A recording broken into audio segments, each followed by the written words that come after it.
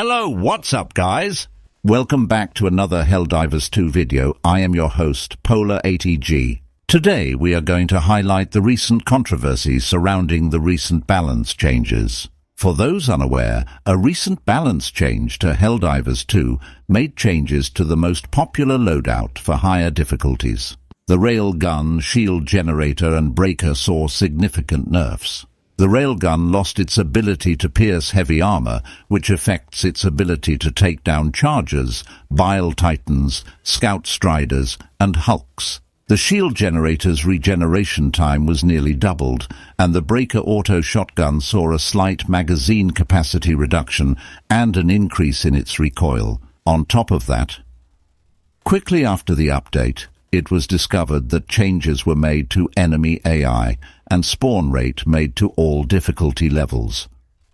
One of the main standouts was the massive movement speed buff the chargers received and the ludicrous spawn rate for the enemies.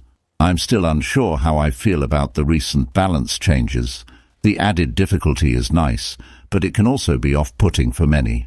The main issue I have with the update is that it butchers a good loadout without providing a fair alternative to take down threats. A few other stratagems were buffed, but none of them were substantial in higher difficulty play. It's nearly impossible to take down the swarms of enemies in harder difficulties because the other support weapons that can take down heavily armored enemies, i.e. the recoilless rifle, spear and autocannon, are too slow, have too little ammunition, and too clunky to be used effectively. This balance change would, however, spark a heated discussion in the community, leading to some unsavory comments made by a couple of the developers. I wanted to highlight a few of these messages, because this type of behavior should be unacceptable coming from a professional team. One developer commented on a Reddit post providing criticism of the update. Quote, "A game for everyone is a game for no one," then responding to a comment teasing the developer over the dropping player numbers. Quote, "I'm feeding the rage a little for my own entertainment here, just so you know. We haven't nerfed anything into the ground. I just think it's a little too early to pretend like the game is figured out. We made two of the most brainless playstyles less viable and brought the guns that are overperforming more into line with the rest. The game is only a couple of weeks old, so before we start making sweeping changes, we want everything roughly where we intended from the start. That doesn't mean we won't bring things up when we know more about how people play the game." There was also another developer in the Helldivers 2 Discord server who stated it was fun to watch people cry over the recent changes. I do not find these comments particularly offensive, but it shows a clear lack of understanding from the development team. The dev team writes off honest criticism as people crying. I think it is important to listen to community feedback regarding recent changes as the dev team, instead of wasting time making comments with poor taste.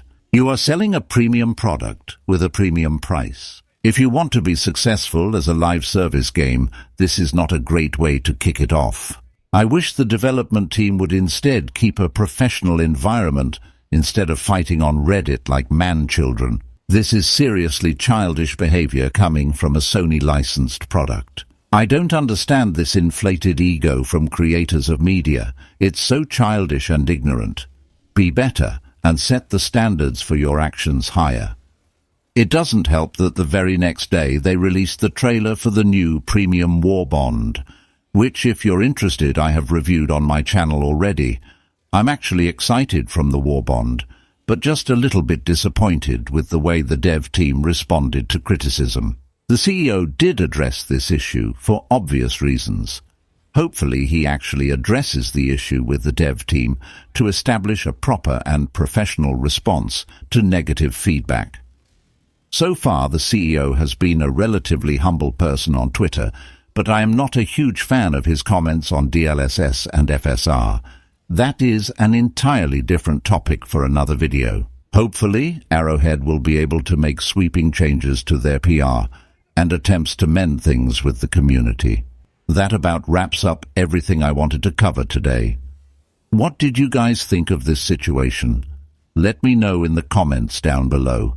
Thanks for watching everyone. Leave a like if you enjoyed and subscribe for more.